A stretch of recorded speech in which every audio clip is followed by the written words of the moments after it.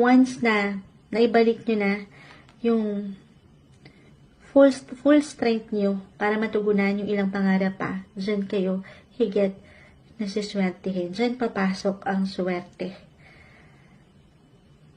Gemini, kung hindi nyo pa napapanood yung inyong mga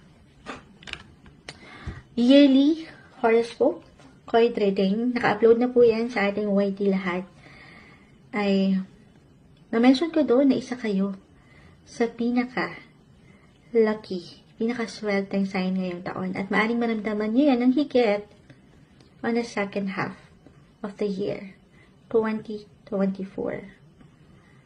Okay?